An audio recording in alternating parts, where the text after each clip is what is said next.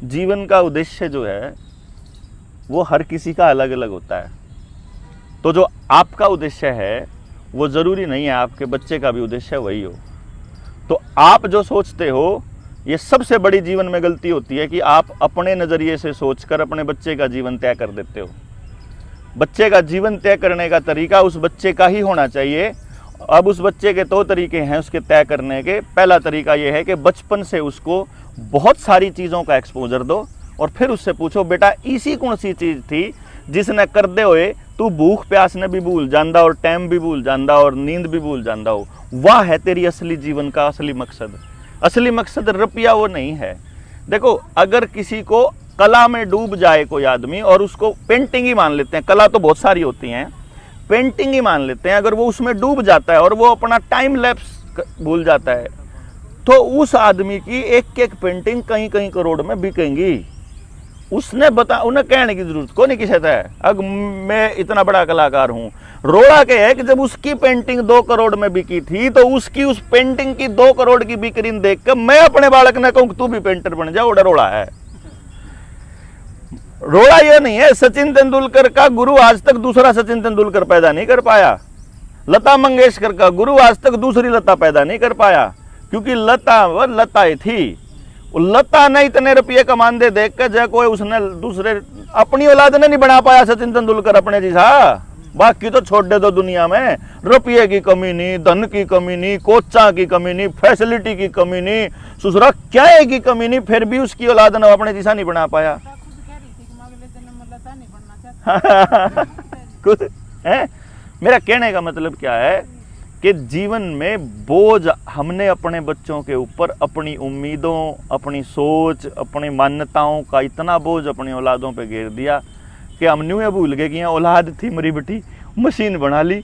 तड़के तो सांझ तक बेटा इतना कंपटीशन है, पढ़ ले, 4 बजे तक लेकर सांझ तक पढ़ ले, और तने के दे दूं, और तने के दे दूं, और तने के दे दूं, और फिर तने बदले में के देना हो भी पहले डिसाइड कर रखा। औलाद गेल भी व्यापार करने लाग रहे, बताओ रहे पालन के नाम के भी। आपने औलाद पैदा करी, पहली बात आपने न्यू नहीं पता, आपका मतलब आप नहीं हो खाली, मतलब हम सारे यहाँ, ठीक है ना। कदे सोच लगे मेरे ना कह रहे हैं। आपने औलाद पैदा करी, आपको ये नहीं पता आपने औलाद क्यों पैदा करी थी, क्योंकि आज से पहले करते आए थे लोग। यदि न्यू देखें बस शायद न्यू करना होता, ब्याह होगा तो औलाद पैदा करने खातिर कर देंगे। फिर आपने अपने बच्चों को स्कूल भेजना शुरू किया, आपने वो उसके स्कूल से वही आउटपुट लेने की कोशिश करी जो बाकी लोग ले रहे थे। आपने अपना नहीं देखा मैं क्या चाहता हूँ, आपने औलाद का नहीं देखा वो क्या चाहती है। आपने ये नहीं देखा परमात्मा ने उसको किसके लिए पैदा किया, आपने कुछ नहीं देखा और आपने कर दिया। समाज ने उसको सब कुछ दिया, जो स्कूल में वो पढ़ रहा है वो समाज ने दिया, जिस जगह आप जो कर रहे हो, जो रह रहे हो, जितनी शांति है वो समाज ने दिया, सब कुछ समाज ने दे दिया। लेकिन जब आपका बच्चा बन के कहीं अफसर बन गया और कुछ और बन गया, उसने उल्टा समाज तक कुछ नहीं दिया। वो सिर्फ नौकरी के लिए काम कर रहा, सिर्फ पैसे के लिए काम कर रहा, उसने बेरा ही नहीं ला गया और अपने जीवन के उद्देश्य के बिना वो इस दुनिया से चला गया पूरा किए बिना। क्या कमी रही थी, किसने नहीं दिया? अब इसके अंदर ये एक प्रोसेस रही कि माँ बाप ने सोच लिया कि यह मेरी औलाद है, माँ बाप ने सोचा कि इसकी सब कुछ मन करना पड़ेगा, फिर जब सब कुछ मैं कर रहा हूँ तो इसके जो करेगा प्रतिफल है वो भी मन नहीं मिलना चाहिए।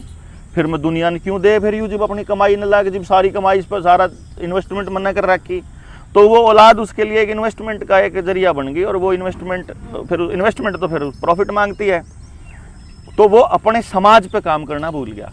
इस दौरान अगर हम लोगों ने अपने, मान लो हम लोगों ने अगर ऐसा समाज बनाया हो जिसके अंदर मतलब आदमी की इज्जत केवल इस बेस पे करनी है कि यो मानस बढ़िया है, घटिया है, समाज के लिए अच्छे काम करे है तो इज्जत के लायक है, समाज के लिए मतलब गंदे काम करे तो इज्जत के लायक नहीं है। अगर हमने केवल इतना करा होता तो कोई भी आदमी ऐसा काम नहीं करे।